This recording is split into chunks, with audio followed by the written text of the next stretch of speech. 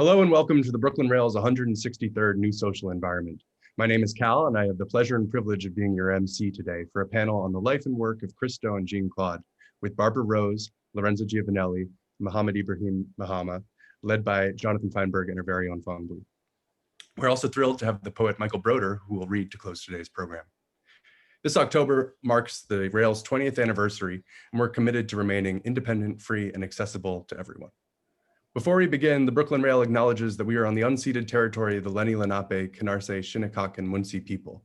We acknowledge the many indigenous nations with ties to this land, and we recognize the Lenape still call Manhattan home. Finally, the Brooklyn Rail stands in solidarity with the uprisings unfolding across the country following the murders of George Floyd, Breonna Taylor, Tony McDade, Nina Pop, David McAddy, James Scurlock, Jamel Floyd, Ahmaud Arbery, Rayshard Brooks, Rhea Milton, Dominique Remy Fells, and Toyin Salau, and in response to generations of structural violence against Black communities. Black lives matter, and we will continue to support ongoing action in the struggle for racial justice. Before I introduce our hosts and guests, please join us in a brief moment of silence. Thank you, and now to introduce today's guests and hosts.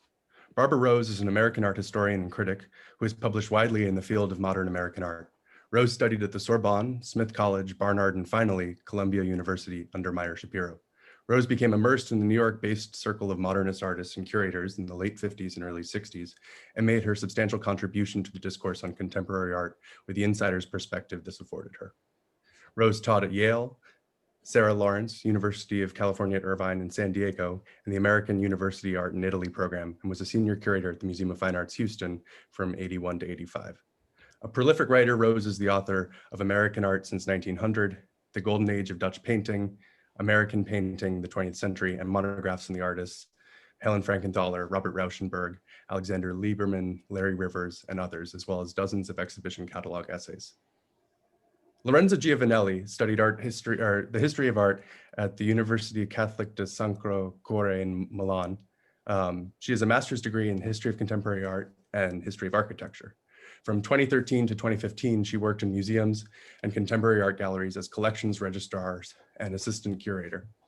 In 2016, she was the office manager and press office assistant during Christo's last major project, the Floating Piers. In 2017, she joined Christo's team in New York.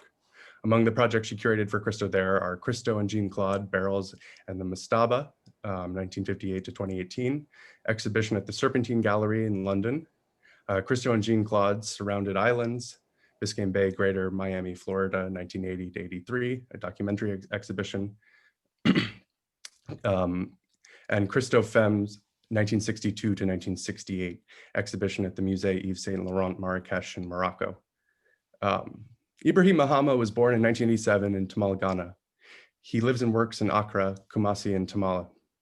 Ibrahim Mahama uses the transformation of materials and to explore themes of commodity, migration, globalization, and economic exchange. Often made in collaboration with others, his large-scale installations employ materials gathered from urban environments, such as remnants of wood or jute sacks, which are stitched together and draped over architectural structures. Mahama's interest in material process and audience first led him to focus on the jute sacks that are synonymous with the trade markets of Ghana, where he lives and works. Fabricated in Southeast Asia, the sacks are imported by the Ghana cocoa boards to transport cocoa beans and eventually end up as multifunctional objects used for the transportation of food, charcoal, and other commodities. And now, our hosts. Jonathan Fineberg is the program director of the PhD in Creativity program at the University of Arts in Philadelphia. He's the author of Art Since 1940, Strategies of Being, the most widely read survey of post-war art, and co-creator with John Carlin of Imagining America, Icons of 20th Century American Art, the award-winning PBS television documentary of 2005. Fineberg is also the author of some 30 books and catalogs on modern art, including Christo and Jeanne-Claude, On the Way to the Gates, The Innocent Eye, Children's Art and the Modern Artist, When We Were Young, New Perspectives on the Art of the Child, and more recently, Modern Art at the Border of Mind and Brain. And Phong H is an artist, writer, independent curator, publisher, and artistic director of the Brooklyn Rail, the River Rail, Rail Editions, and Rail curatorial projects. So without further ado, Jonathan, Phong, take it away. Thank you, Cal. Thank you so much. I always loved the idea that we can meet each other through the mutual love of the arts and the humanities rather than social or political motivation, which was exactly how we all met here. Yes, indeed. We all met in the following order. If I can remember it correctly, I met Barbara first in the fall 1987 through Meyer Schapiro, as Carl mentioned earlier, who was her professor at Columbia University, and who, along with his wife, Dr. Lillian Milgram Schapiro, were more or less my adopted Jewish grandparents. Second, I met Christo and Jean-Claude through Jonas Makers a few weeks after our first issue was launched in October 2000 at the screening of Anthology Film Archive. Would you believe it? Can't believe it. It's so long ago now. It's 20 years ago, really. And again, we did an interview with them in the summer of 2004 on the occasion of their major exhibition about the gates at the Met, more or less a year before the actualization of the gates at Central Park in the following year, starting in February, which all remember? Yep, several times afterward as well. We interviewed them even before and after Jean-Claude's passing in 2009, and one before Christo's passing just last summer, when Jonathan also thirdly was someone who I met through Jack Flam, the Matisse scholar and the president of Daedalus Foundation in 2014, I remember, after our monumental show, Come Together Surviving Sandy at Interested City. I should also mention how much I admire Jonathan's show at the Philip Collection and the book that came with it, Innocent Eye, Children's Art and the Modern Artist in 2006. Correct me if I'm wrong the date, Jonathan, but I remember what he said in the book. It's not about skill, it's about unique quality of seeing. That's what makes Picasso more interesting artist than Andrew Wyeth. Art is about a novel way of looking at the world. And then in 2018, the Rail had the pleasure of inviting Jonathan as a guest critic with the theme on creativity and whether it can be taught, and which was the last time Jonathan, I believe, spoke to Christo in the Rail. As for Lorenza, who came to know recently, who's been an indispensable force to Christo's studio and work, and she has curated several important shows, including the amazing Mastaba in London.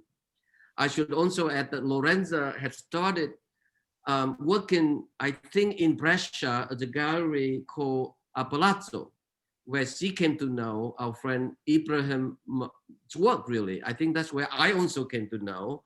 But as for me, as the most of us, we came to know Ibrahim's work at the 2015 Venice Biennale. It's a great one. All the World's Futures, curated by our late friend, Okwi and Zenza. And it was an amazing experience to see Ibrahim's monumental installation.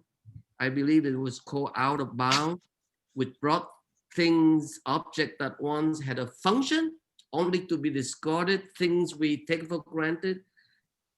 And he made them into amazing, majestic beauty. Ibrahim has been making leaps and bounds ever since. So thank you all for being here to celebrate the remarkable life and work of Christo and Jean-Claude. Now, what I'd like to do for this tribute is essentially inviting first Lorenza, who have kindly made a selection of images of their works, drawings, public commissions, photo from the archive, and so on. Lorenza will refresh our memory by walking us through this visual presentation for, say, 10 to 12 minutes. And then I will moderate a panel with Barbara, with Jonathan, Lorenza, and Ibrahim for maybe 50 minutes or to an hour. Then we will open up our Q&A section to you all. And I hope that at your comfort of your home would feel welcome, would feel encouraged enough to ask questions, to make comment and so on. So now I turn the floor to Lorenza. Thank Where you. are you? I'm here. Right. Thank you. Cal should start our presentation probably. Yes.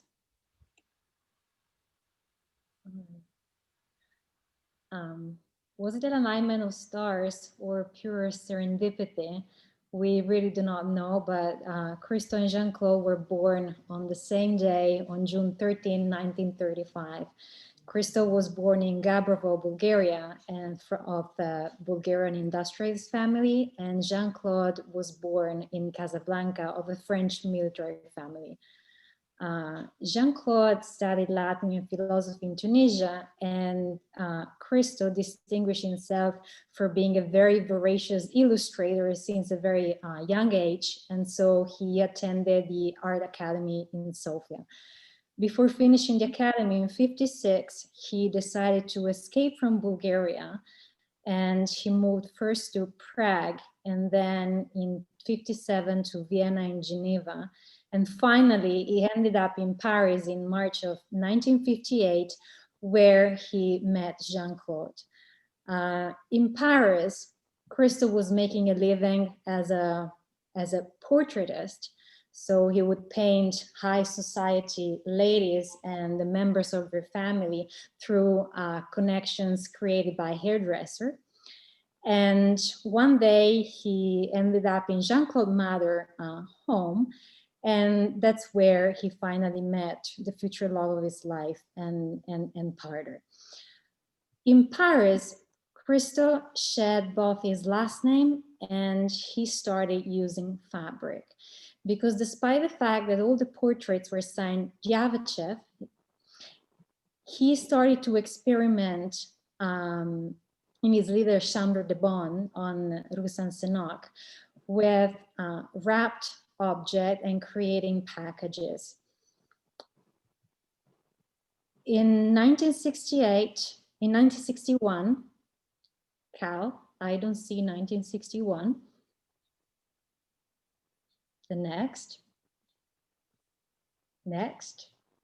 Yay. In 1961, Christo has finally his first solo show in Cologne. And actually 1961 also marks the very first collaboration on a public project between Christo and Jean-Claude. He was invited from the gallery Harolaros to held an exhibition in Cologne, and then he decides to ask permission to create the dockside packages and the Star oil barrels in the harbor on the Rhine River. 1961 is also the year when the Berlin Wall is built. And so the next year, Christo is again in Paris. And in 1962, Christo and Jean-Claude, the same night of the opening of an exhibition at La Galerie G, they installed the Iron Curtain that was seen as a sort of a response of Christo to the Berlin Wall. It lasted only for 8 hours, because despite the fact that Christo and Jean-Claude actually asked for permission to the authorities, they never got an answer. So they decided to proceed anyway, but clearly after they've been invited to remove the structure that was blocking Rue Visconti, one of the narrowest streets in Paris, they were even summoned by the police, but then nothing then happened to them. In 1964, Christo and Jean-Claude decides to move to New York for good. They got actually convinced by Leo Castelli, who told them and promised Christo that he would give him a solo show and some exposure in New York. So it's also the year when he started to create the storefronts. And we see here the green storefront that was actually exhibited at the Leo Castelli gallery. And then he subsequently created another larger one that is now currently exhibited in the permanent collection of the Centre Pompidou in Paris. 1968 sees the realization of two major projects. The first one is the 5,600 cubic meter package for Documenta 4 in Kassel. And at the same time, in Kassel, it's also exhibited the corridor storefront a huge sculpture that is now exhibited at the MAMCO in Geneva. 68 is also the year when Christo and Jean-Claude finally wrapped their first building. And this building is the Kunsthalle Bern, and they accept the invitation of the friend and art curator Harald Zeman to celebrate the Kunsthalle Bern 50th anniversary. This is a very interesting project for a curious fact, the fact that at the same time Christo was wrapping the Kunsthalle in Bern, Jean-Claude was actually working in Spoleto in Italy, wrapping the fountain in the main square and medieval tower. So Jean-Claude never saw the Kunsthalle, and Christo never saw the two projects that she realized in Italy at the same time. The next year, in 1969, sees another two projects being realized by Christo and Jean-Claude. One is in Australia, and it's really the project that still now is remembered as a breaking ground for the contemporary art in Australia, Wrap Coast for Little Bay. And then the other project is the wrapping of another museum. Now we are in Chicago, where Christo intervenes both outside and inside the museum, wrapping the skin and also installing fabric on the floors and the stairway of the museum itself, where people were invited to walk on the cover floor. The next year, Christo and Jean-Claude are again in Italy, and they succeed to wrap two monuments. One is the monuments to Vittorio Emanuele in Piazza del Duomo, and the other one is the monument to Leonardo da Vinci, not too far from Piazza del Duomo. And even if the Leonardo monument stayed wrapped longer as expected, Christo was invited to unwrap the former king of Italy after only 48 hours. 1972 is a year of one of the most remembered and beautiful projects of Christo and Jean-Claude that actually lasted only 72 hours. And we're talking about Valle Curtain in Colorado. And Valle Curtain was 365 feet high and 1,250 wide curtain that was stretched in this valley in Rifle. Unfortunately, a strong gale forced the two artists to take the whole artwork down after 3 days. 1974, it's again a return to Italy. Now we are in Rome, where Christo and Jean-Claude wrapped the Roman wall in Porta Pinciana, so the Mura Aureliane. And differently from the Milan welcoming, the atmosphere in Rome and the perception was definitely more lively this time. 2 years after, we are in 76, and we're back to the United States, and Christo and Jean-Claude complete the running fence, 24.5 miles long, beautiful fence that crossed 14 roads to finally plunge and disappear into the Pacific Ocean. This was actually the first artwork that required an environmental impact report that was, as Christo and Jean-Claude was remembered, pretty thick.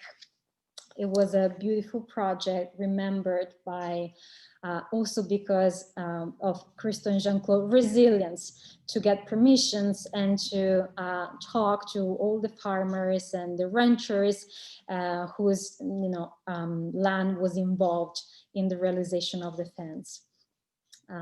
1978, we have a smallest project, wrap walkways in Jacobus Park in Kansas City, Missouri. And this actually was realized after a first attempt to bring the same project to Dublin at St. Stephen Park. That unfortunately never happened. 1983 marks one of the most poetic projects of Christo and Jean-Claude, and we're talking about Surrounded Island for Biscayne Bay in Greater Miami. And this was a Jean-Claude, more Jean-Claude project than a Christo project. I mean, especially Christo always liked to remember and remark how she was influential, especially in the choice of the color. And they actually surrounded 11 islands in the Biscayne Bay, islands that were mainly used for, you know, dumping garbage, and they transformed them in something really remarkably beautiful and unforgettable. A couple of years after, Christo and Jean-Claude are back in Paris. And after 10 years of struggle to get the permission to wrap the Pont Neuf, they finally succeeded. The idea of wrapping a bridge was actually conceived much earlier, and the Christo realized drawings and preparatory study for both the Ponte Sant'Angelo in Rome and for the Pont Alexandre III in Paris. But he's always looked for a bridge that has a very intense foot and car traffic. That's the reason why I didn't decide to go ahead with the Alexandre III bridge, and he chose the Pont Neuf instead. The Pont Neuf was really one of the projects that the Parisians really remember still today with very happy memories. And even the city of Paris decided to lit it overnight, creating this very evocative image with the reflection of the lights that passes through the fabric of the lamps. 1984 till 1991 is the long way to the umbrellas, the largest and most costly project the Christo and Jean-Claude ever realized. It was conceived as a diptych, and it was basically two projects in one. The first location was Ibaraki in Japan, and at the same time, simultaneously, they installed umbrellas in California.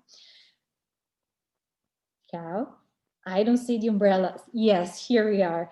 The umbrellas were blue in Japan because, of course, as a reflection of the landscape and the humidity and the water of the rice field, and they were yellow as a reflection of the dry grass and the field in California.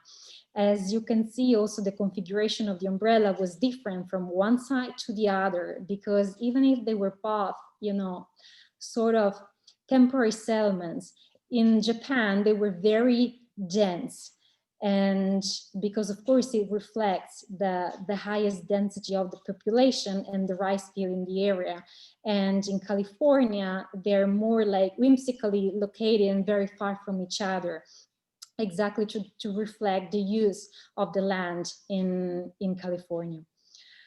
1995 is the year of the realization of the Reichstag in Berlin that drew 5 million people to the German capital. Everything started in 1971 when Christo and Jean-Claude received a postcard from Michael Cullen, who proposed them or suggested them to wrap either the Brandenburg Gate or the Reichstag. And so they decided to take the chance, and they started a struggle that lasted 24 years. And this was actually the first artwork that was ever discussed in a parliament. And actually the realization of the parliament, of the Reichstag, was voted in the German parliament in 1994 after several refusals.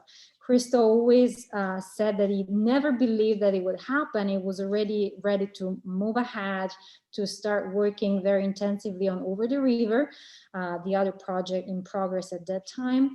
But as a lack of circumstances, as you always like to say, the vote in the parliament made the project possible. 1998, we go to Switzerland. We go to Basel, close to Basel, to the Foundation Baylor that was actually just completed. And Christo realizes there are trees, 178 trees in the Brover Park. And this is the sort of final crowning of a history that starts back in 1966 when Christo and Jean-Claude proposed the same project in Missouri for the Forest Park. And actually Christo started to experiment the wrapping of trees that were not alive, but they were like leaning on bases and treated and sculpture in the late 60s. And they were also exhibited in several museums, and most of them no longer exist. The next year, Christo and Jean-Claude installed and realized the wall, 13,000 oil barrel in the Oberhausen gasometer. It was a stunning installation, and with all this colorful mosaic that contrasted very much with the darkness of the gasometer itself. This was a sort of smallest project right before the realization of the gates. So Christo and Jean-Claude are back home in New York, and they can finally, thanks to the help and the support of Mike Bloomberg, realize the project that brought over 7,000 saffron gates into Central Park. And this is the last project that Christo and Jean-Claude realized together. And it was also a suffer project because everything started in 1979. And even this project was refused and rejected many times before it could see the light. It's very interesting because the gate itself, so square and stiff, it clearly evokes the grid of Manhattan. And then we have this beautiful and free fabric that actually revokes the serpentine design of the walkways and the branches of the tree that of course we're in winter, and we see a beautiful suggestive image of the gates with the snow. And Jean-Claude always said that she wished to see the gates with the snow. And so Christo produced very few studies and collage and drawings with the snow, but finally it happened. So her wish was fulfilled. 2013, we go back to the gasometer in Germany, where Christo realizes this huge cathedral of air that is the big air package. And it's not a package like the castle package that can be seen only from outside, but actually people were invited to access the package itself and to see it from inside. So it was a very different point of view that gave also, make people feeling how it was being in the package itself. A few years later, Christo realizes the Floating Piers, which is the first large-scale project that he completed after Jean-Claude passed in 2009. Everything started in 2014, and this time at the lead of the project, there is of course the usual working team that always accompanied Christo in all his projects. But Vladimir Yavachev, his nephew, his brother Zanani's son, who's been working with Christo and Jean-Claude for over 30 years, took the lead as the operation manager and completed with Christo the Floating Piers on the Lake Iseo in Italy. It was a huge success. 1.2 million people visited the small town, and the project actually started in the conception of the project started in the 70s, and it saw an inflated pier that Christo and Jean-Claude envisioned for the Rio de la Plata. And then they tried again to bring the same idea to Japan in Daiba because they needed calm water to realize it. And after after refusal to realize the project, they found this glacial lake in Italy that was perfectly suitable to realize the project, and they put together a dock system of 220,000 floating cubes, and they covered them with over 1 million square feet of dahlia fabric. And Christo always said that the beauty of this project was, as the gates was, that he could see people walking thoughtless, going nowhere. So they could really focus on a new perception of the landscape, on a new perception of the environment, and also on a new perception of themselves in relation to the surroundings. The project was also possible to be walked overnight with a system of tele lights that were removed early in the morning and installed at dawn. In 2018, Christo realizes the London Mastaba, and here we see some preparatory studies for the Abu Dhabi Mastaba, which is a project that Christo and Jean-Claude always tried to realize, and it's still a work in progress. For over 40 years, they could never succeed, and this will be the only permanent project ever realized by Christo and Jean-Claude, made of 410,000 multicolor stacked bar at 60 degrees. And even the column pattern has been chosen and pinpointed by Christo and Jean-Claude themselves in 1979 when they first visited Abu Dhabi.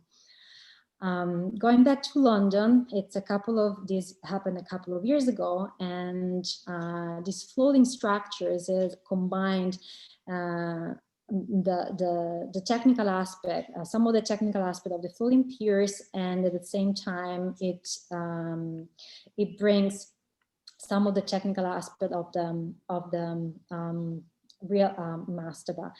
The sculpture stayed for over 3 months, and at the same time, the Serpentine Gallery in London, there was an exhibition that retraced the history of the work with barrel of Christo and Jean-Claude, starting from the very 60s. And finally, we arrive. We have to go back a little bit again to the early 60s now, because what we're seeing is the first photo montage that Christo ever realized of the Arc de Triomphe wrapped, seen from Avenue Foch. He always said that one of the very first things that really hit his side when he arrived in Paris was the Arc de Triomphe that was standing at the end of the Champs-Élysées like a general, and very, very fierce and very commanding. And he conceived the idea of wrapping it in 62. Christo and Jean-Claude always thought it was an impossible dream to be realized, so they never even dared to ask for permission. Till in 2018, Christo was working very close with the Pompidou Center curator and president, Bernard and Serge Svin, and on an exhibition that just closed, that retraced the Parisian years, and it brought to France for the first time a documentation exhibition of the Pont Neuf wrapped. And they suggested that Christo could have done something for the main plaza in front of the entrance of the Centre Pompidou. And then he proudly remembered that he said, the only thing I would do is to wrap the Arc de Triomphe. And apparently it was an idea that everybody liked. So they didn't, both Lesvin and Blistin didn't hesitate for a moment to bring the idea to the authorities and to the government and to the Center of Monument National.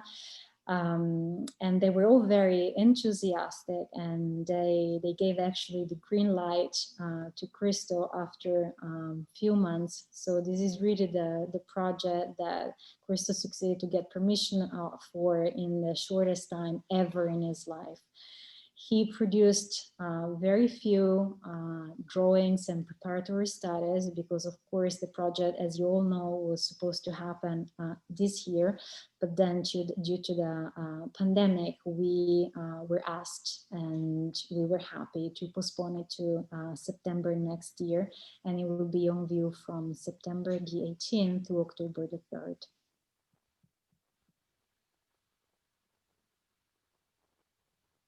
As you know, Christo passed away on May 31st, but it was his wish that his whole team would stay committed to realize the Arc de Triomphe. So this was his will and his dream, and that's why we're on track with the project, and we will be very happy to see you all in Paris. Thank you.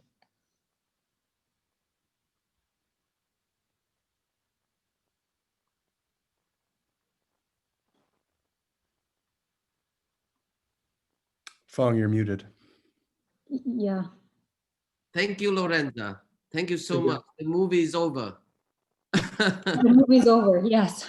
Yeah, thank you so much. But you know, when I remember they famously say in every public appearances, you know, be it on TV or lecture they gave, they always say that, as you mentioned earlier, they were on the same day, same year, same moment, on Thursday, June 13, 1935. They met in Paris, as you also mentioned, in 58.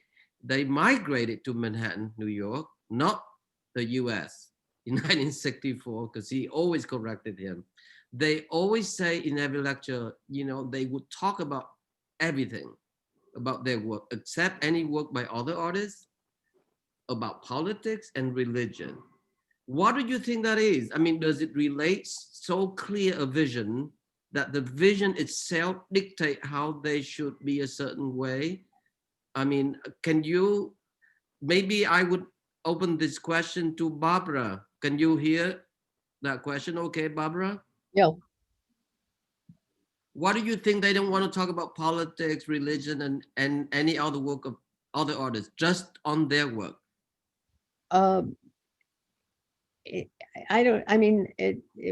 It was unique in the way in which they worked. It was like they were one person or something.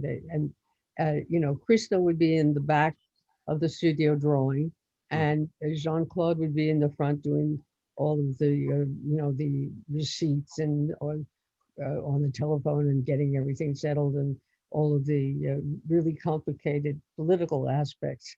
Right. But they were, you had to know them really, I think, to understand how unique they were as people and as artists.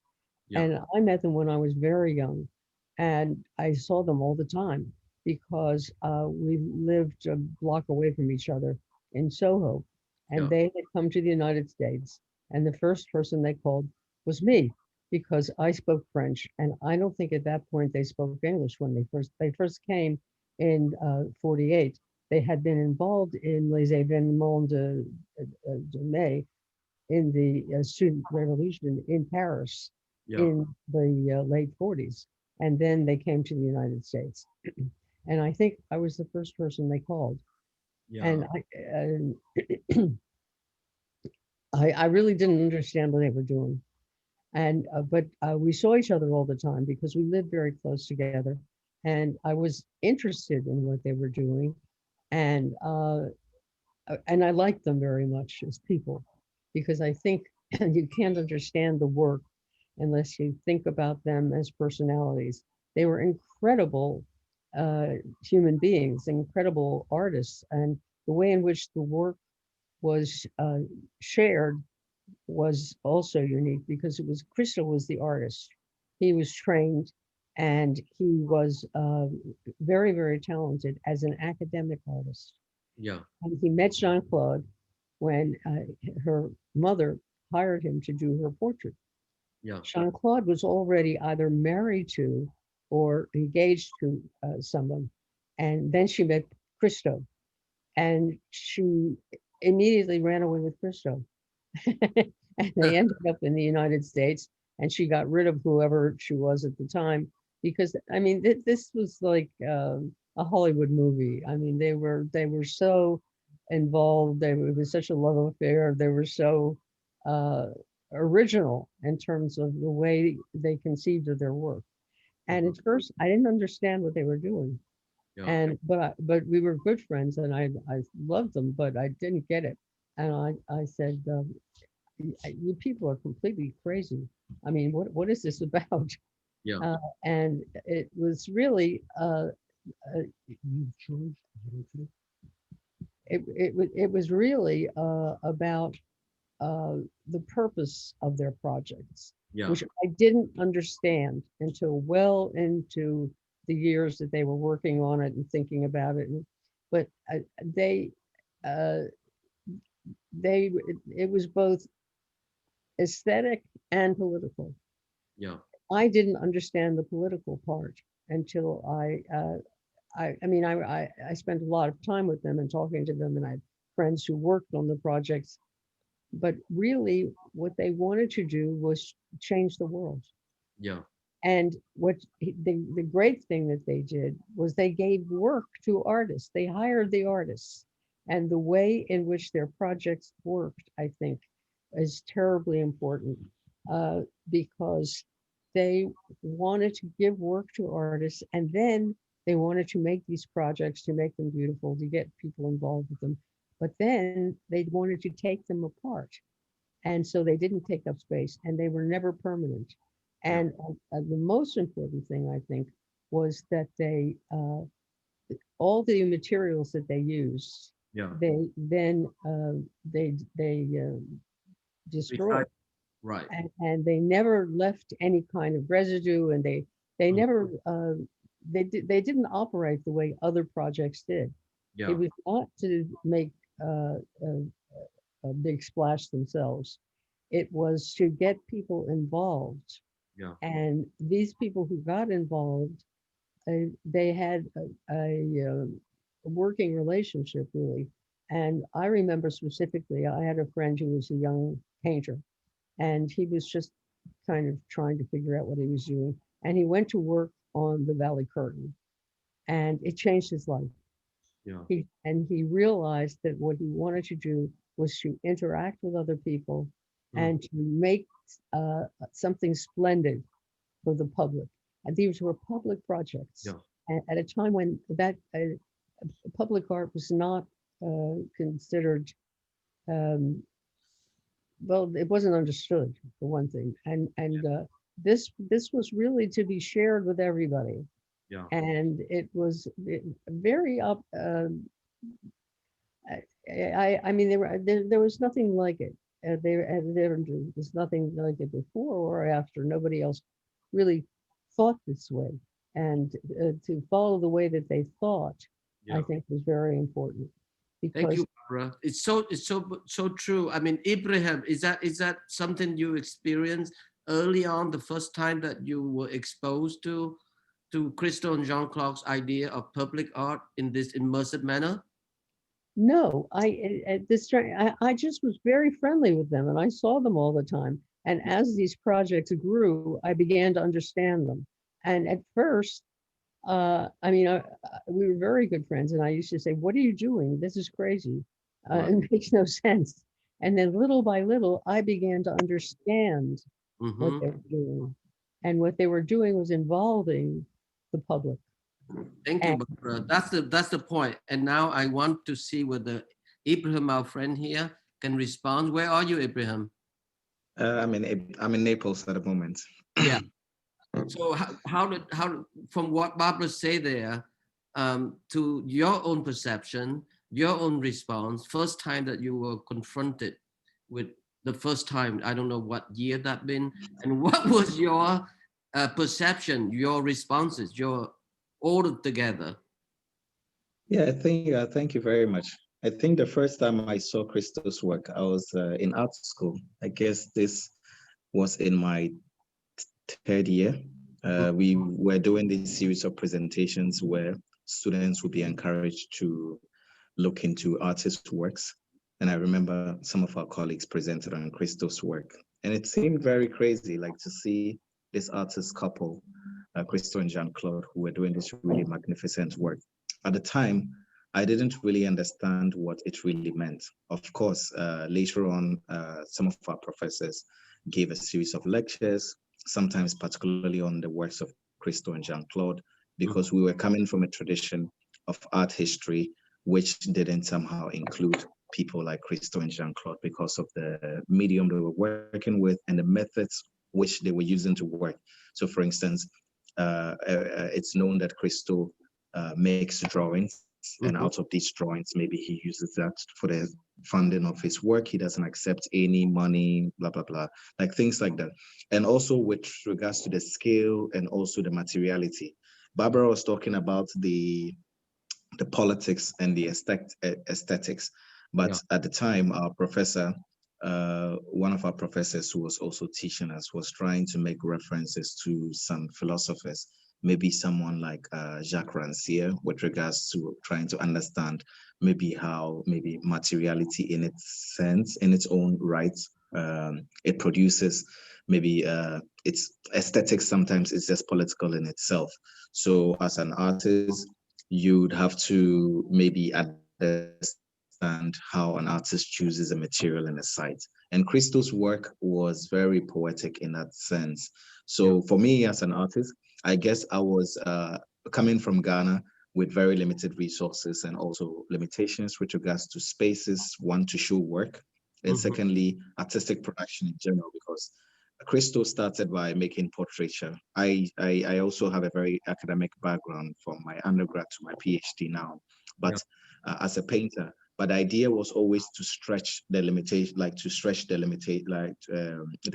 limitations of painting, like to somehow expand the boundaries of it. And Christo had a way of doing it in such a way that, as Barbara also mentioned, like by bringing other people into his work, like artists and also engineers and things like that. And in Ghana, there was already a tradition of, let's say, engineers or artisans or architects working on projects across a certain time in history. And I was only trying to identify that moment of realizing that, of course, if we don't have galleries, then we can use maybe these histories or these architectural points and also try to use residues that have existed within our history, like the jute sack, the cocoa sack, which is used.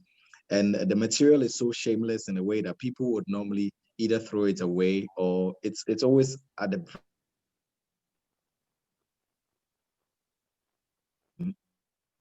got a lock there.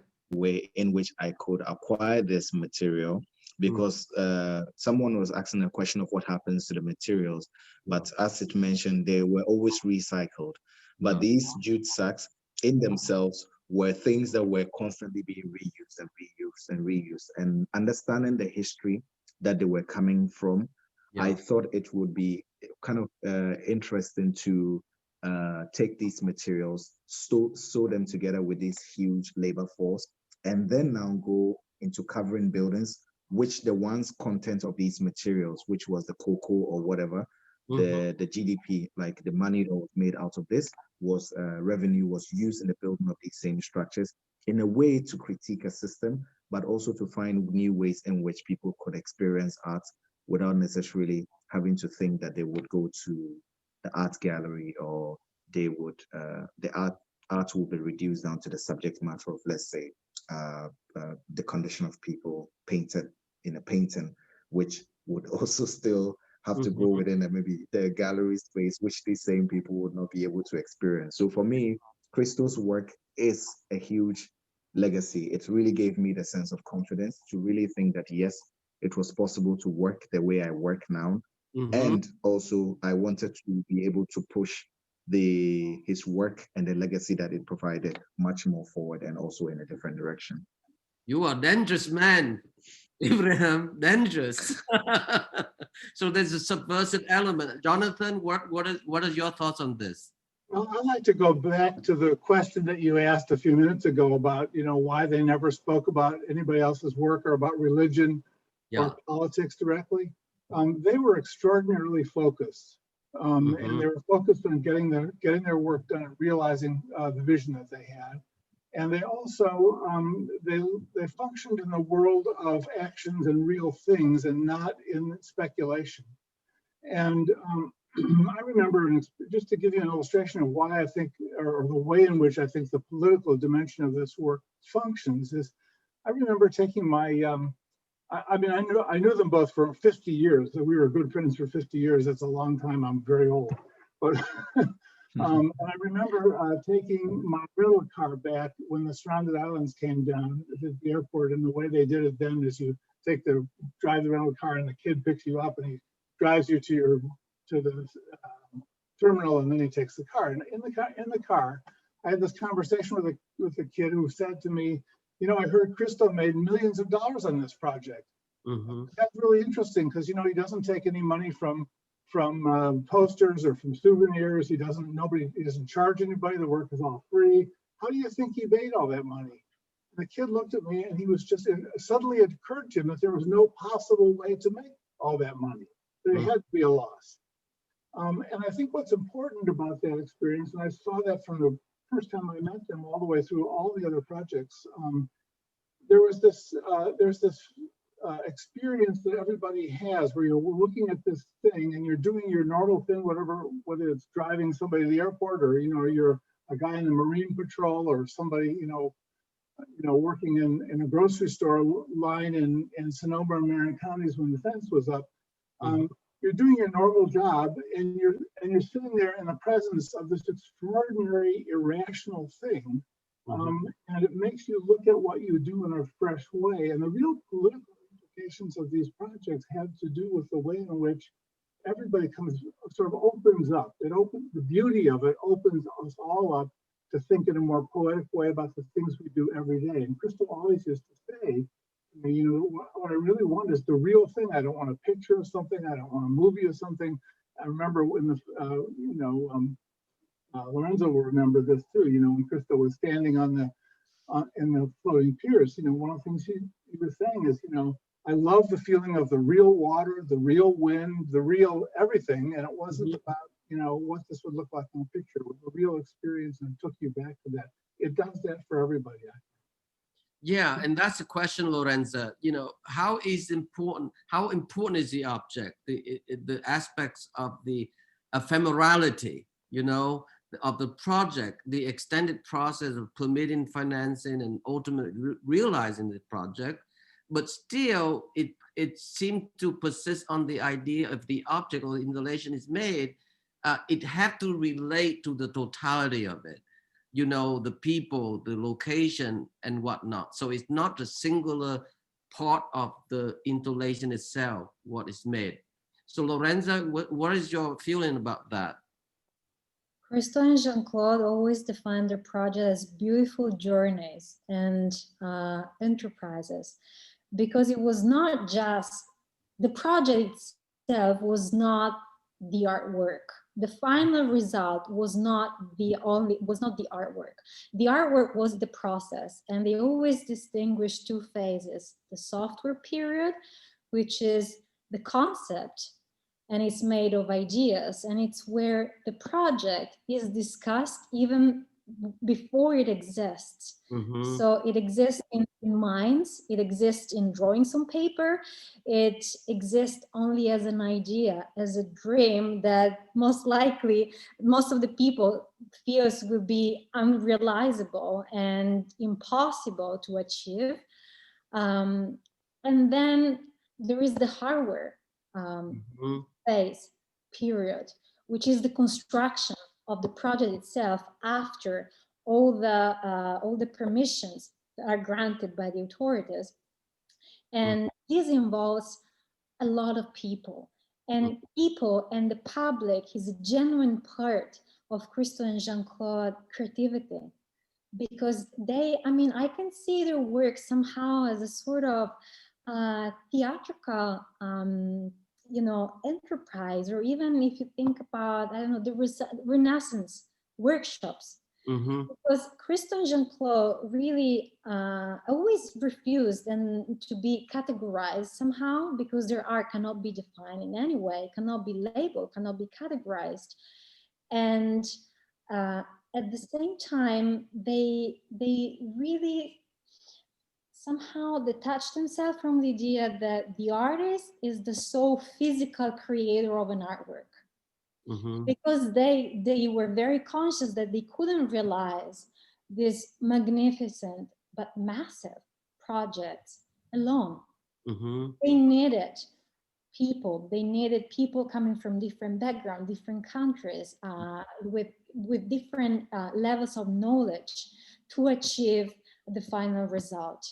This is why their art is so controversial, because it's both private and public, because it starts, you know, as a sort of private creation of an artwork, and then if you think about, you know, the works that are sold to collectors, then that's still a sort of private form of art, and then it goes out. Yes. It explodes outside, and this is when the project really starts to live. Yeah. It becomes an organic form that lives by itself. And it's fed by the landscape, it's fed by the weather, it's fed by the real world, as Jonathan said, which was the most important part. Yeah. The only important part. And the only way these things got realized, the only way these things got realized is because the drawings were so beautiful, and they were, as you know, Lorenza says, you know, there was an idea, and the idea was so powerful that they began to build their own momentum, and at a certain point, they just carried the project forward. And you know, if you think about first of all, when these were done in the 1960s, there's so many things about these projects that just were not part of the art world. And I think the art world still hasn't assimilated the magnitude of what they did. But what Lorenza she described it really beautifully. But, you know, if you think about the fact that how performative this was, that it was permanent, it was all about process, that it was a collective process, the two of them, first of all, two artists on the project. And for many years, they never would say that Jean-Claude was one of the artists, because they knew. And I remember Jean-Claude saying to me, you know, if I told people that we were both the artists, we would never get this project done, because people can't accept that, first of all, a woman, but second of all, you know, a collaborator on this project. There has to be one male artist, you know, here. So it took a very long time for that to happen. And there was, you know, that social and political engagement that Lorenza was talking about is just, it's so critical, and it's so much the legacy. And look now at what's happening in the art world. Young artists are now thinking a lot about, you know, relational art, you know, political aesthetics. Think of how powerful politics are in the subject matter, language, and structure of contemporary artists, and they're all really going back to this tradition. I mean, they really. It's so true, Jonathan. So true. I mean, Barbara mentioned it from the get-go. She didn't even understand it from first time she was exposed to the idea. It took her a while to appreciate this dynamic duo who's really a Gemini, right? Gemini have two dualism really, but as eloquently also that Ibrahim just expressed, that whole, you know, relationship between what is personal, what is hermetic, you know, when you are private, making the drawing, Lorenza to describe, and what could be put out in the public realm. I mean, I was just, you know, last week in Chelsea, experienced this similar philosophical undertaking in that of the installation of Fiesta Gate, for example. You know, I mean, we tend to forget, you're absolutely right. So that as they describe, good cop and bad cop, you know, if the art world can't really accept, you know, Christo being the good cop and bad cop would be Jean-Claude, it's time to remedy, which finally they did in 2004, 2005. But okay, so there's a significant, I want to shift a little bit here. So there's a significant of Christo's drawing, you know, in which its vision get drawn immediately, get materialized, then eventually became the only show-up documentation. Otherwise, ephemeral work of art that lasted no more than 2 weeks, maybe, you know, 3 months with the exception, Lorenza mentioned the Mastaba installation, but okay, how would you describe his drawing skill, Barbara? Because the technique seemed to be so masterful. He had the academic training, as Ibrahim described about his own. How could you put the context of his drawing in relation to certain artists? I mean, maybe especially sculpture who love drawing.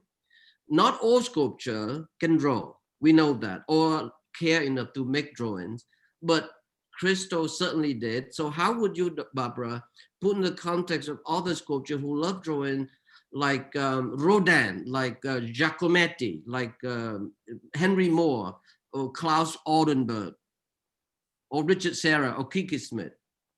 Where are you, Barbara? Well, they were not art. The Christos were not involved in other people's art. Right. They had their own vision, and it grew slowly. I mean, it didn't start that way when they were very young. They started in the revolution, the student revolution in Paris, and that needs to be known because that's where their ideas crystallized. Then they came to the United States, and they started actually envisioning the public projects. Now, what is the purpose finally of what they did? I think it was to involve the large public. I mean, we have presumably public art now, but it's a mess. Most of it is irrelevant, and it's conceptually irrelevant, and it's aesthetically usually terrible. But they had, first of all, an aesthetic sense, even though Jean-Claude never went to art school.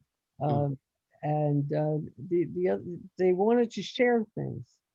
This was their idea was, it was not about them so much. It was really about involving everybody and sharing everything. Right. And that's what happened. And it was really miraculous. I mean, as I said, in the beginning, I thought this is all silly. And then gradually I began to understand that there was a purpose. And the purpose was working together, getting the whole public involved, or as much of it as possible, and working together and to make something that was uniform and was beautiful on the one hand. That certainly, the aesthetic was there, but also that it had this political aspect that I only recently, thinking about them, understood. And that was to get people to work together. Yes. And to make new friendships and to make new discoveries. I mean, there were all kinds of different new materials and new techniques, and but what they actually wanted for themselves, it was certainly not money. Because as soon as there was any money involved or something, they immediately put it into the next project. Right. So that to me was also wonderful. It was not commercial. This was, Barbara, you're making me think about something I never thought of before, which is that the context of Paris is really very important. And I remember I was a kid, but I remember being in Paris in 1959 and 1960, and there were still sandbags in front of all the major buildings because it was during the Algerian War. There were guys with machine guns there, and Notre Dame had never been cleaned. Everything was black still from the war. There was no lighting on public buildings. It was a very different, and the look of it has, I think, some real relationship to the way the earliest of Christo's work looks, with the cans and the darkness of the way they're painted and so on. And the Événement de Mai, the revolution actually was 1968. So it was actually later. After they'd already come to New York, but it was, of course, very important because all the conversations about the Situationists and all of that, it was a build-up to that, and they were there for that certainly. So Ibrahim, I mean, you mentioned the similar pathos of utopianism, perhaps the idea of getting everyone involved and whatnot. But I was thinking also, perhaps you can all help out here in terms of how they came and how, when they were immigrant, essentially, they loved being in New York because they felt they were accepted. Lorenza, right? They have he had a thick Bulgarian accent. She had a thick French accent, Barbara. But how else would they respond to the bohemian life in New York? I mean, how did they respond to the counterculture? in the East Village, for example, there was avant-garde film community. They knew Jonas Makers very well. They were friends with George Machunas, Louis Bourgeois, and endless other people. So there is that counterculture that they were feeding into their own work too, which is something that I don't quite comprehend from their perspective. I mean, did they ever talk to you about this at all, Lorenza? Christo always told me that the very first thing that he experienced when he arrived in New York was freedom. He was free to do what he really wanted to be and what he really wanted to do without being tied to the very restrict circles of the elite art in Paris. And he said it was always very hard to exhibit in Paris and in Parisian galleries, especially at that time, because there were so many artists and too little galleries. So he said that actually Manhattan was really like a dreamland in that sense, even if it was very hard for him to get integrated. First of all, because of the language, and also because he was not American, and he actually was, stateless. So, and even at that time, he said that a lot of artists that were sometimes even not even American were very protective of their work, and they would try to discourage Christo, and they would try to even hurt him because he could not, speak the language, because Jean-Claude was obliged to translate for him. But on the other hand, you can see how his work changed completely from, what he always called the miserable looking works that he produced in Paris to the works that he started to produce in New York and in the United States. First of all, in terms of how he treated the surface, and second, also in terms of scale. Because now that, it was exposed to the American grandeur, everything he was large. He told me one of the things that I saw right away was the scale of things. Everything was big. And so I thought that I could go big, that I could create something larger, that I could think in a complete different scale, that I could, bring my art so much out from the exhibition spaces, from the gallery, and make it living somewhere else, and make it also available. This was the main point that we were, talking about before, and it's how much Christo and Jean-Claude were available to people. And you first said that what was the reason he never liked to discuss about politics, and he never liked his art to be to have a meaning somehow. He always said, my art has no meaning. I do it because it's beautiful. What they would do is, they would talk about wonder. They would talk about pure beauty, and that's what they wanted to give. And this process really made them masters of communication, and they were really trying to engage with people and to make them, part of their world.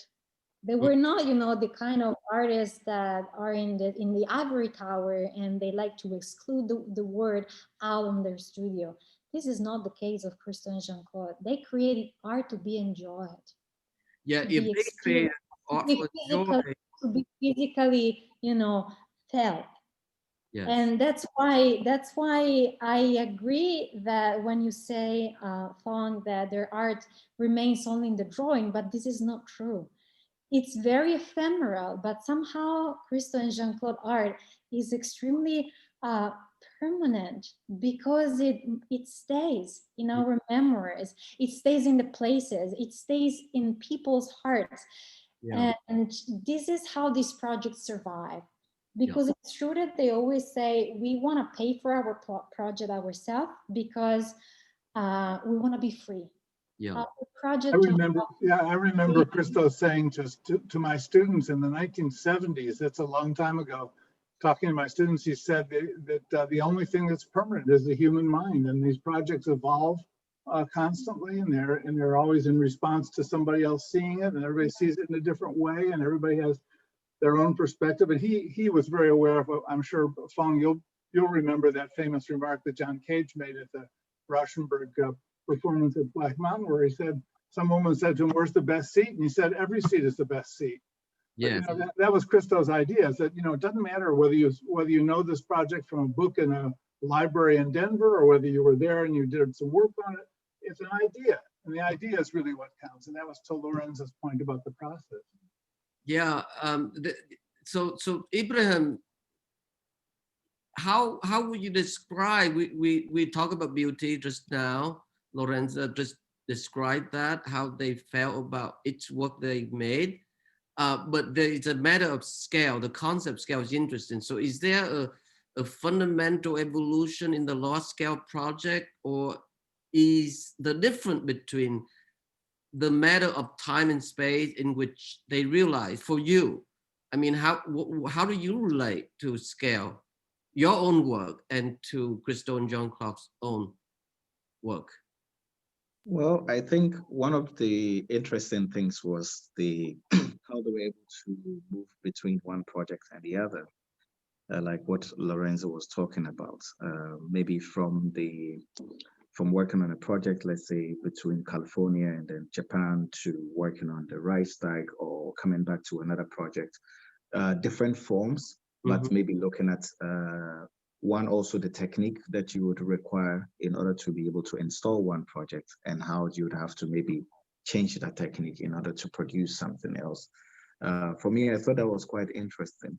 In my own work, at some point, I'd realized that the idea of I always thought about this. There was a project I did in the beginning called the Occupation Series, where I always knew that the production of the work and also the wrapping of these incredible buildings, and the process of doing that with the specific labor forms, which in the case of Ghana was working with these migrant workers, I always knew that the work in terms of the aesthetics and the politics that was contained within it was somehow supposed to come back to somehow change the socio-economic and also political conditions within the given space. Ibrahim, What? Stop there for a second. Let me ask how to show some of our viewer Ibrahim's work. Do you have any image? It's a good time to show. Yeah, right. You can continue talking, Ibrahim, because I think. So I guess for me, it was also important to be able to rethink and to be able to turn around, to push Christo's ideas in a different direction with regards to, so some of these early projects which involved working on these buildings that were built in the 50s, like in the late 50s, early 60s, these modernist buildings, both within the university campuses and also around Ghana.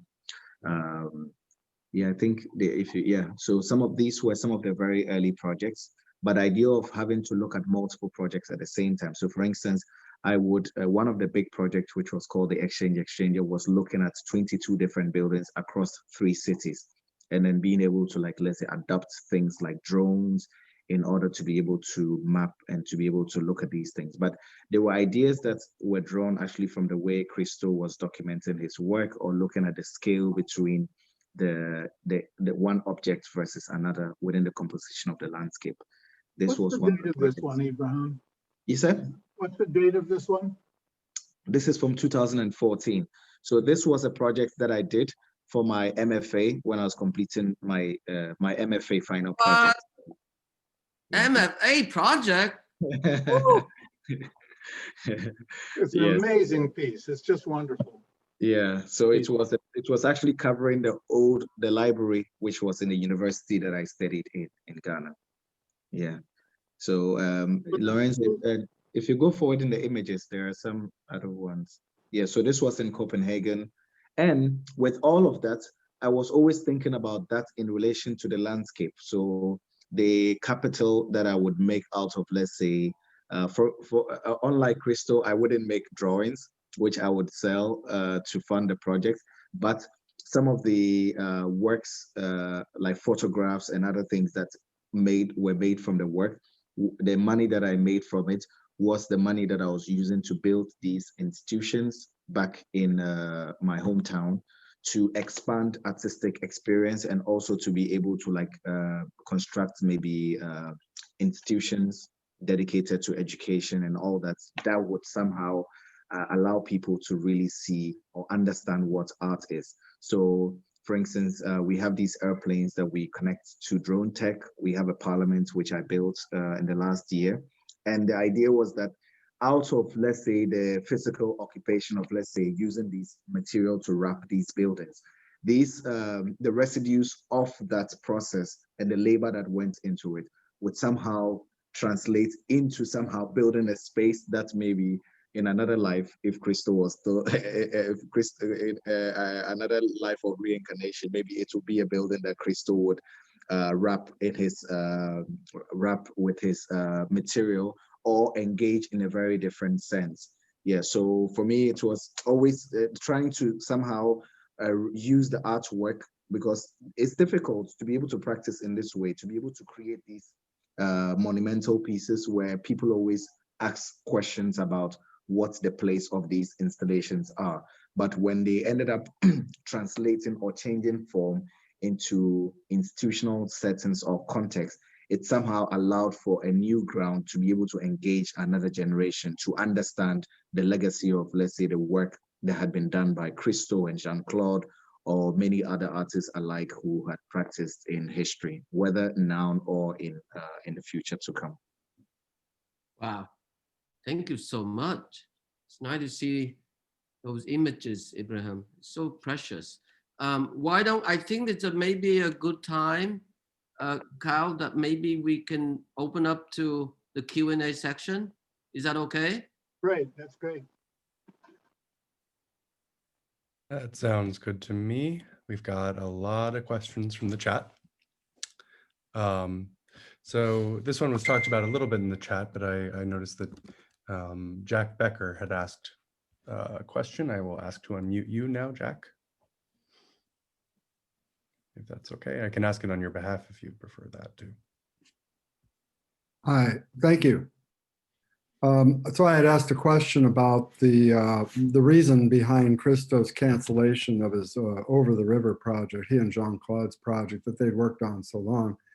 And somebody shared an article from an architecture magazine saying it was, he didn't like Trump, he didn't like the fact that there was a new landlord for the site and he didn't want to keep pursuing it. And he literally dropped the project is what I heard. This is very unusual for Christo and Jean. That's what he told me. I remember I had that conversation with him and he said, you know, I don't want to do this. Once, as soon as Trump was elected, he said to me, I don't want to do this because my landlord would be Donald Trump. And he was already, they were very far along. All the engineering. He actually even got preliminary permission to go ahead. Yeah, he had permission. And everything was almost, you know, ready to go. But for that specific reason, disagreement with the government, he just decided to cancel it. And to get all that land is owned by the Bureau of Land, as managed by the Bureau of Land Management. So that's a federal, that's all federal. Yeah. Well, it's just so very unusual, you know, from my experience knowing his work and his willingness, their willingness to wait and wait and wait for permission.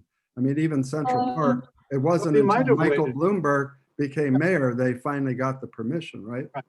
Yeah, but this is not, I mean, completely true, because if you think about the Barcelona project that they tried to pursue for a very long time, the wrapping of the Cristobal Colon monument, you know, they got the project denied many times and refused. And then at some point, a new mayor called them up and said, I'm going to give you the permission tomorrow. You're free to come here and realize it. And they said, no, we're not interested anymore. So when there is no more interest in a project, then they just decided to focus on something else, because as Ibrahim pointed out, they were able to work in a very multitasking mode. So they would never focus on one project only until they had the green light to realize it. So even if you watch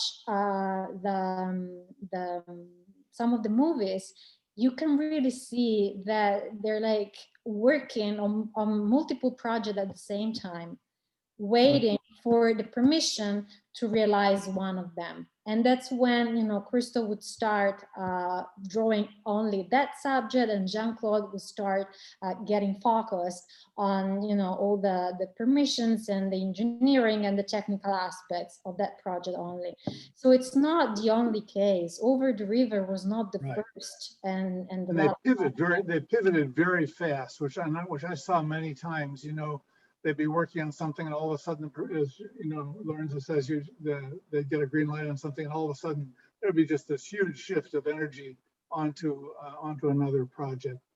But I think one of the interesting examples, actually is New York, because when they arrived on that ship in 1964, I remember, I guess it was Jean-Claude said to me, we looked over the rail of the ship, saw Wall Street, and all the buildings on Wall Street. And she said, right at that moment, they immediately were thinking about doing a project in New York. So New York had a very long gestation. I mean, it wasn't until, the gates, it was a really long time.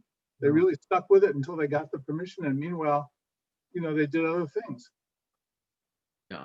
Yeah, and talking about the gates, for instance, Jonathan, the very first idea was not even conceived for Central Park. That's right. The idea of gates in a park was conceived for Basel.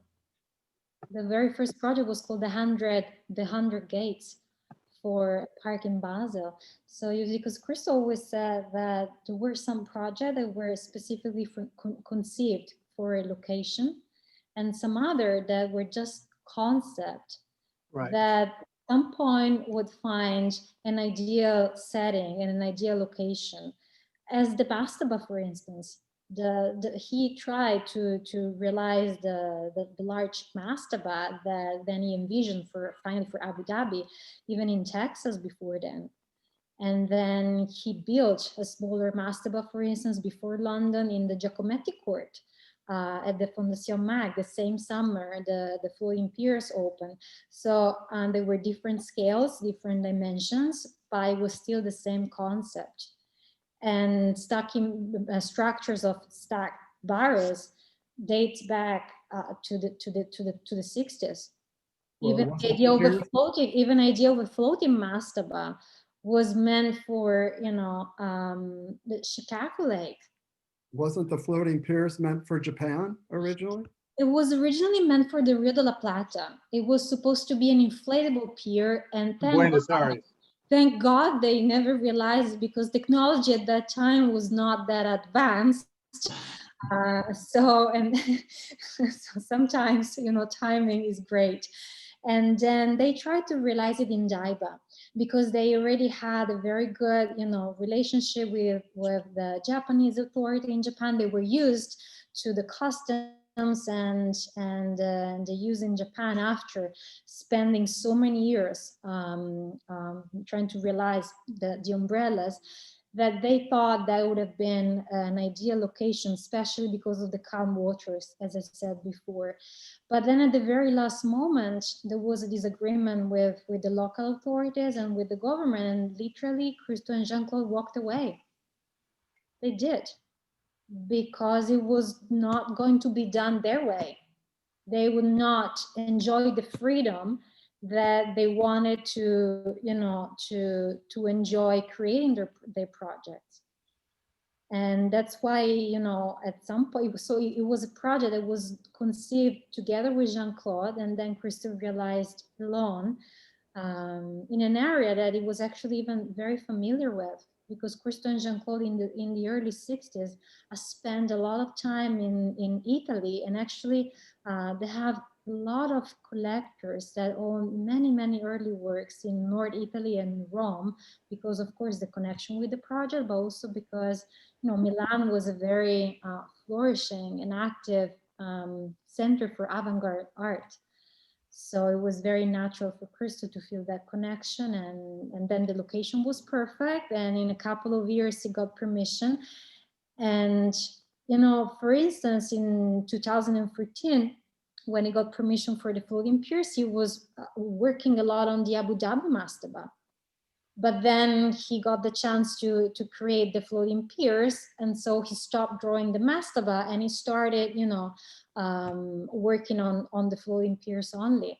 So you see how they were able, to shift from one thing to the other. And it's true that they were very resilient, but on the other hand, I think they were extremely grounded and very realistic, and they really wanted, to get things done and to see them realized. It's one of the things about how they dealt with people too. I think Lorenza was right about that also, that there is this sense that they never wanted to speculate about anybody's motives. They always related to people based on what they did, which I think was really interesting. It says a lot about that sort of sense of realism that, Lorenza mentions. All right, thank you for your question, Jack. Thank you for those responses. Next, we had a question from CB about the collaborative process. I'll ask to unmute you now. You can turn your mic on, CB. Oh, hi. You can just read it for me. That'd be great. Thanks. Okay, of course. CB would like for one of you to address what their collaborative process was like, what roles each played in the conception, development, and realization of all these projects we discussed. The collaborative process was basically, you realized their concepts. I mean, the concepts did not come from the people who worked on the projects. They came from Jean-Claude and Christo. But I would say conceptually, maybe more so Jean-Claude, because Christo made all the drawings that financed the projects. And he was a great draftsman. He was a great academic draftsman. But in terms of where the conceptions came from, I think Jean-Claude was even more powerful with that, although they both worked on them obviously together, but they didn't come from other people. They came from the Christos. The interview that Phong published in 2018 with Christo, he talks directly about how they worked together. And I thought that was a fascinating thing that he said, which was that, Jean-Claude had a capacity to create an argument about absolutely anything. And he said to me, sometimes she would just argue just for the sake of arguing. And, and we had these knockdown dragouts, and people who, Barbara will remember this, they used to fight with each other, or it seemed like they were fighting with each other. And you thought, oh my God, is this marriage going to last to the end of the evening? And really what he said to me was that it was wonderful and important, very important part of the process that she would challenge him on absolutely everything. And it made him feel like that together they really learned the project. They found all the flaws, everything that could be wrong with it. She would argue about everything. And it was a terribly important part of the realization of the project that she did that. I like also very much how in those years, especially at the beginning, they really challenged and subverted the role of the two genders. Right. Oh yeah. Because Jean-Claude was like the front man, right, and then Christo was standing somehow behind her. So this is extremely important for me to remark how they work together in this way and how they really destroyed what was, the mainstream at that time. I would see the woman standing back behind the man. So I think this is also something that's that right, we should to remember in the way they collaborated. But I mean, Barbara is right. They always did everything together. But that also was very efficient because it meant that, it meant that Christo could go back up to the studio and do more drawings while she fought with people. And she was very happy to do that. Thank you for the question, CB. Next, we have one from Wilma. I'll ask to unmute you, Wilma.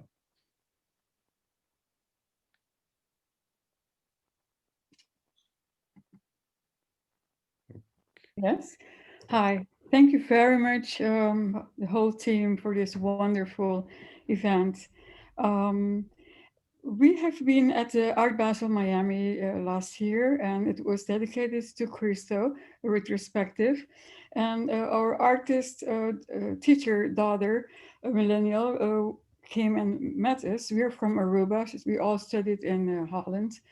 I'm a dancer. My husband is an artist. We were all there, and she was her sole request. It was impacting, but it was he already busy with sustainability, because that's the language, the vocabulary of the millennials now and the Generation Z.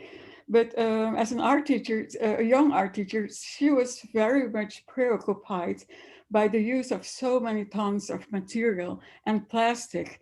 And like right now, it would be used consciously to get rid of the plastic. So her question was, in the process during all these years until before he passed, was sustainability, was it like developed in his goals?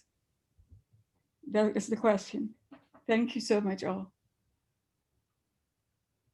Well, the answer is yes. I mean, Lorenza maybe wants to speak to that, but everything that he used ended up being recycled. He was very careful about that. There were really detailed environmental impact studies for all these projects. They got the best scientists to explain, to them what might happen, and they tried to avoid having any problematic environment. That's why the surrounded islands was 11 islands. There were actually 14 islands, and they didn't do 3 of the islands because of environmental issues. So that was always Lorenza probably knows more than I do about that. But yeah, they were very, aware that the environment had to be taken care of. And I mean, even if you think about the Surrounded Island project, they were so attentive that the fabric would not somehow compromise the routine of the wildlife of the bay. And if I show you the thickness of the environmental impact report that they had to produce for the Over the River project, I mean, this is the size of the tome. So it's a matter of fact that Christo and Jean-Claude were always, they were extremely conscious about sustainability. And of course, as we all know, all the material were recycled in the end. So nothing got wasted. Nothing got wasted, and all the materials became something else, and they went back. They went back, to the industrial process. And nothing went into a landfill. Nothing, because they always like to remark that they would like to leave the site exactly as they found it. Sometimes even better, because in many occasions, included in even the Serpentine project, that on the Mastaba project, they cleaned, part of the surroundings where the sculpture was installed, and they did the same in many other occasions. So absolutely, to answer, it's a big yes, the answer to your question. I remember there was an island in Miami that used to be known as Beer Can Island, and when we first went out there, it must have been like 2 feet deep. Yeah. in garbage, beer cans. And we all went out in a barge one morning at 5 in the morning, and we spent maybe 2 or 3 days, I can't remember how long it took us, to clean all the trash out. Bravo. Maybe an idea to have an exposition just on that aspect, because such file, yes, and working with scientists is something very 21st century. Thank you so much. Thank you. Welcome. Okay, and then we have a final question from the audience that I'll be reading. Would you be able to address the issue of posthumous projects, and Lorenza specifically? What did Christo feel about executing works after his death? Christo and Jean-Claude always made it clear that they wanted their works in project to be realized after their death. So right now we have the Art de Triomphe and the Abu Dhabi Mastaba that are considered as works in progress. So the team will take over and for sure complete the Art de Triomphe by next year, as per Christo's will. And then we will try to do our best to make the Mastaba dream happen. All right, we'll pass it over to Phong. Yeah, I just want to mention one thing. It just because their resistance towards having any kind of definition or particular interpretation of the work, except they always mention that it's about beauty. So Barbara, you would appreciate this. The first time that I remember meeting Lillian having the first dinner under the basement at their home, 265 West 4th Street. You remember? Oh, yeah. She's famous for having as good as a memory as Meyer did. So she, about the beauty, the notion of beauty, we were talking about it, and then she recited to me Rodosa, the famous Emerson poem, and I still remember the line that she wrote. She recited to me. It goes, Rodosa, if the sages ask thee why this charm is wasted on earth and sky, tell them, dear, that if I were made for seeing, then beauty is its own excuses for being. Back to you, Carl. All right, thank you, Phong, and thank you to all the panelists today. This has been really, really wonderful, and I'm sorry to all the questions we didn't get to, but this has been a really, really interesting discussion about the life and work of Jean-Claude and Christo, and I think a valuable resource going forward for when it enters its life on YouTube. So at the Rail, we have a tradition of ending lunch with a poem. We've carried that into these community events, and thrilled to welcome Michael Broder to the stage. Michael Broder is the author of Drug and Disease Free and This Life Now.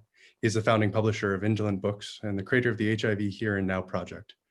Broder lives in Brooklyn with his husband, the poet Jason Schneiderman. All right.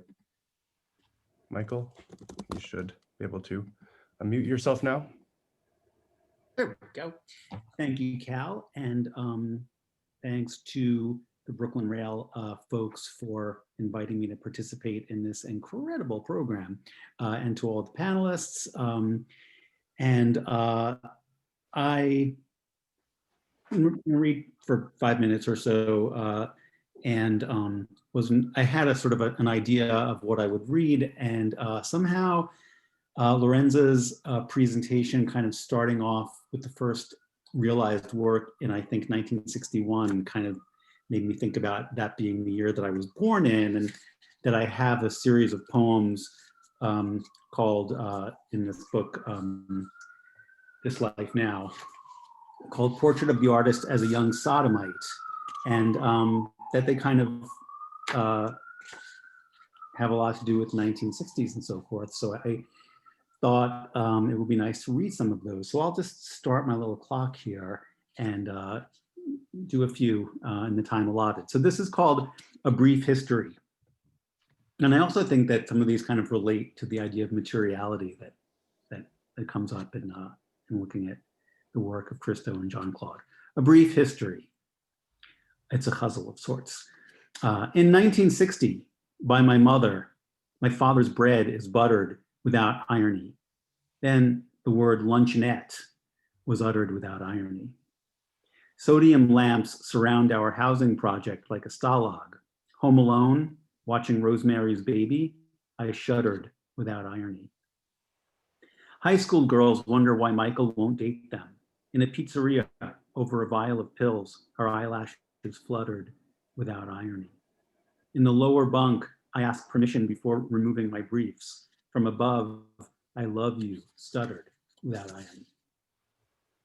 This is called supermarionation. If you need an explanation of what that term means, you can maybe ask me in the chat. In our bedroom chop shop, my big brother and scoured through NASCAR colorful cardboard boxes, reliquaries of polyurethane remnants, spare tires and hubcaps, demolished chassis and bodies stripped from last year's car models, from which we'd effect a new kind of carburation, combining internal combustion cast-offs into space-age cruisers and jet-propelled craft, supercars for our Captain Scarlets of the mind. Imaginary playmate. My parents questioned me, suspecting you existed. I affirmed you in a general way, but kept the intimate details to myself. How clad in black trunks, but otherwise bare, you rescued me from some vague danger, swept me from the ledge of a high building, cradled me trembling in the crook of your arms, and flew away with me. My hand resting on the curve of your chest, my hot tears falling on your pink nipple. gladiators. Kirk Douglas on the small black and white screen in the bedroom I share with my brother. Spartacus arrives in chains at the gladiatorial school. The trainer puts him in the center of the circle, loincloth, bare chest. Using brightly colored paints from wooden buckets, he marks on Spartacus's torso the location of blows that will kill a man with maximum efficiency. Also in this film, or maybe it's another film, another Sunday afternoon, maybe Ben-Hur. It's all one film, really, one black and white TV, one bedroom, one brother. I watch galley slaves, bare-backed, muscular, sweating, long dirty hair, unkempt beards, and the slave driver's whip comes down on a bench, beats a rhythm for the slaves to row, and some of them flag at their rowing. And when the whip comes down on their backs, bruises, streaks of blood. Sometimes buckets of water poured over their steaming heads or thrown in their parched faces. And sometimes a slave falls over, exhausted, uncared for, just dragged aside and replaced by another. And I watch, ashamed, and I go into hiding. This is called Mod Squad. Maybe the last one, maybe one more. I didn't leave home, I was kicked out, Pete says to Link as they drive conversing in close-ups through the night. I had the hots for Pete and for Wally Cleaver and for Chip, the middle of Fred McMurray's three sons, but never for any of the Brady boys, although possibly for the original youngest son, Chris, on the Partridge Family, the dark-haired one with the big brown eyes, Jeremy Gelbwax, not that blonde dork Brian Forster who replaced him in season 2. Yes, Jeremy Gelbwax was prepubescent, but so was I, so there was nothing icky about it. A little later, I had the hots for Douglas Abrams, but that was real life, not TV. Doug had light brown flyaway hair, the kind of hair boys would flick out of their eyes with a jerk of their neck in kind of a girlish way, and soft pink lips and the slightest bit of an overbite. And he was troublemaker enough to be bad boy sexy, but not so much as to trigger my withering sense of right and wrong. Except that to have the hots for him was wrong, but that's a different story, and we were pubescent by then. And I'll close with this poem called Directional. If I part my hair on the same side repeatedly, I develop a cowlick, also called a spit curl. So I vary the part periodically, sometimes right, sometimes left. I wonder if I'm misunderstood, if anyone thinks my action signifies something, because these things do have meaning sometimes, like in the 70s, when an earring on the right meant a man was gay. Now, the origins of this sign are obscure, but there's likely a connection to codes developed in the 60s in the S&M community, where even today, a colored hanky in the right rear pocket marks the passive partner of a given fetish. Red for fisting, for example, or yellow for piss, while a hanky on the left means active. Active and passive are to some extent euphemisms for insertive and receptive, a dichotomy also referred to as top and bottom. Later, the code signaled top-bottom roles for all gay sex, not just S&M, and various accessories flagged the distinction. A belt clip key ring, a chain slipped over the epaulette of a leather jacket. Extending the code from a sign for top-bottom to one for gay-straight suggests that top equates to masculine and is akin to straight, while bottom equates to feminine and is akin to gay. Some might find this offensive. These days, men straight and gay wear earrings in both ears. It was a bigger deal when Joe Arante, on whom I had an aching high school crush, got his ear pierced. I leaned in close to check out his new stud. Joe said, "Don't worry, it's on the left." Thank you. Thank you, Michael, for your poems. We really appreciate your words here. And thank you, Barbara. Thank you, Lorenza. Thank you, Ibrahim. Thank you, Jonathan. And thank you, Phong. This has been a really, really great session. I'm really glad that we were all here to participate. And thank you to everyone who tuned in today. Enjoy your weekend, and please join us on Monday at 1 p.m. for a conversation preparing us for a frightening election day with Reverend Dr. Donna Shaper and friends. And please, if you haven't already, go vote. You can now turn your microphones on and say goodbye as you leave. Thank you again. Thank you. Thank you. Bye-bye. Thank you so much. Bye. Thank you. Thank you very much. Bye. Thank you. Oh, wonderful. Vote. Great. Goodbye. That's marvelous. Thank Thank you, you. Bye. Bye. Jonathan. Thank you, Abraham. Thank you so much. Thank you, Michael, for the. Thank you. Thank you. Happy Halloween. Happy Halloween. Please go vote. And Barbara, I call you later, okay? Yeah, everybody vote. We will. Ciao.